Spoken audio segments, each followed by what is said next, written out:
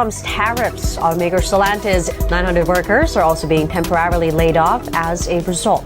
The impact of former President Donald Trump's import tariffs is once again being felt, this time striking hard at the heart of the automotive industry. One of the biggest auto manufacturers in the world, Stellantis, the parent company of iconic brands like Jeep, Dodge, Ram, and Chrysler, has been forced to halt operations at several of its key assembly plants. As a direct result, around 900 workers in the U.S. have been laid off, and thousands more across North America are now living in fear, wondering if this is just the beginning of a much larger wave of job cuts.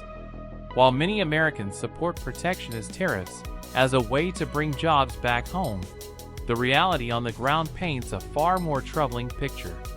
Shortly after the tariff announcements, Stellantis responded swiftly and drastically by shutting down two major facilities, one in Windsor, Canada, and another in Toluca, Mexico. In total, nearly 7,000 jobs were lost. In Windsor, the longtime home of Chrysler's minivan production, about 4,500 workers were affected. Models like the Chrysler Pacifica and Voyager have ceased production. In Toluca, Mexico, where the Jeep Compass and Dodge Journey were made, another 2,500 workers face the same fate. Even within the U.S., the fallout continues. Around 900 employees involved in the assembly and distribution of imported components have also lost their jobs due to disrupted cross-border supply chains. This isn't just about numbers. Behind every job loss is a family suddenly facing economic uncertainty.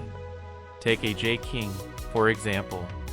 His aunt had worked at Stellantis for over 15 years. When she received the news of her layoff, it led to a heartbreaking phone call, full of fear, frustration, and a fading sense of stability. The Jeep Compass has been hit hardest. Its production has completely stopped due to high tariffs on imported engines and electronics. Even U.S.-built models like the Wrangler and Grand Cherokee are facing delays due to shortages of parts from Canada and Mexico. Dealerships are running dry while customer waiting lists grow longer. The symbol of freedom and adventure, Jeep, is now facing a crisis. Dodge hasn't been spared either. Production of the Charger and Challenger in Brampton has slowed drastically due to increased costs of steel and transmission components.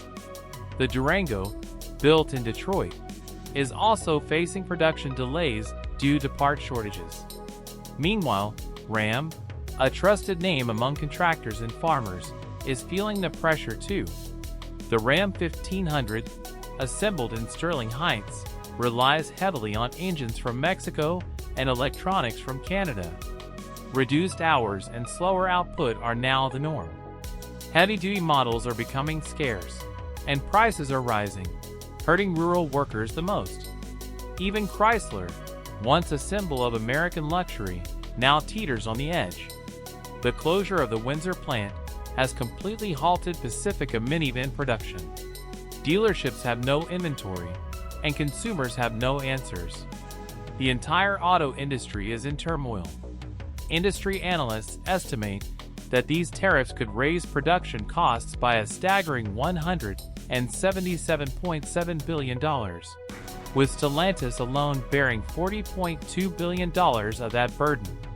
That cost will be passed directly to consumers. Vehicle prices are expected to rise sharply. The Jeep Compass may soon exceed $30,000. A base Ram 1500 could easily top $50,000. And luxury trims? Even more unaffordable. Why is this happening? Because the entire manufacturing strategy was built on global integration and cross-border efficiency. Stellantis depended on low-cost production in Mexico and streamlined logistics across Canada and the U.S. But protectionist policies have turned that strength into a weakness. Relocating all production back to the U.S. sounds patriotic, but it's far more complicated in practice. American labor is far more expensive than in Mexico. Building new facilities would take years and require massive investments. something Stellantis, under growing financial pressure, may not be able to afford. So the company faces a painful choice: continue global operations and suffer the tariffs, or reshore production and risk collapse. Stellantis isn't sitting still. The company is reportedly considering radical strategies, restructuring supply chains, shifting focus to electric and hybrid vehicles, and even redesigning brand identities to weather the storm. Will iconic American brands like Jeep, Dodge, Ram, and Chrysler survive this? Jeep is betting on electric. Its new Wagoneer S, the brand's first electric SUV, is scheduled for a 2025 release, built in the US to avoid tariffs. But with prices over $70,000, it may only appeal to a niche market. Dodge is doubling down on performance, teasing an electric Charger EV that echoes its gasoline heritage while appealing to modern drivers. Ram is focusing on hybrid trucks, combining fuel efficiency with heavy-duty power to attract budget-conscious buyers. Chrysler, the brand many consider Stellantis' weakest, is trying to reinvent itself through the upcoming electric Pacifica concept. But all these efforts come with risks, especially in a market that's increasingly sensitive to premium pricing. Let's not forget the human cost.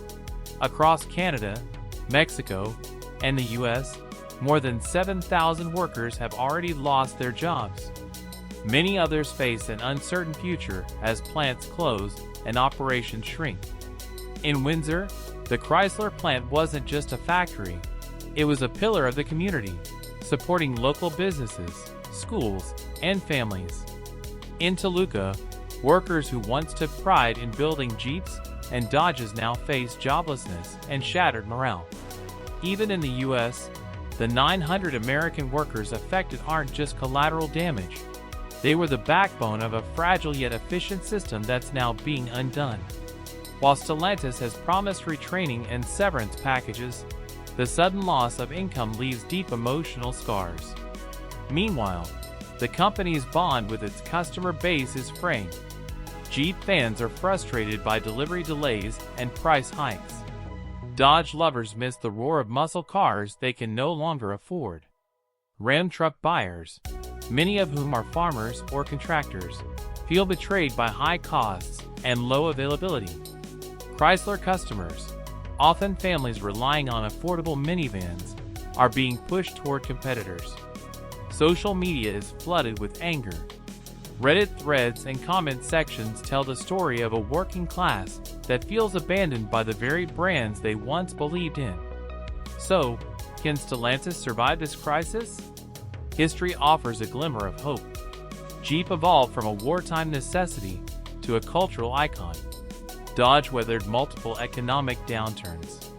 Ram built a name for itself against giants like Ford. Chrysler has reinvented itself more than once. But this challenge is different. It's not just about competition. It's about a fundamental shift in global trade policy and how fast companies can adapt. Communicate transparently with customers, offering incentives and support. Protect its workforce by retraining and preparing them for a future dominated by automation and AI. This crisis is not just about cars, it's about identity. Jeep, Dodge, Ram, and Chrysler aren't just logos on a hood. They're part of the American dream, symbols of adventure, pride, and progress. If they disappear, we lose more than just vehicles. We lose part of our culture. For now, the road ahead looks rough. Jeep's path is no longer clear. Dodge's powertrain is stalling. Ram is weighed down. Chrysler's light is fading. But if history teaches us anything, it's that American icons don't go down without a fight.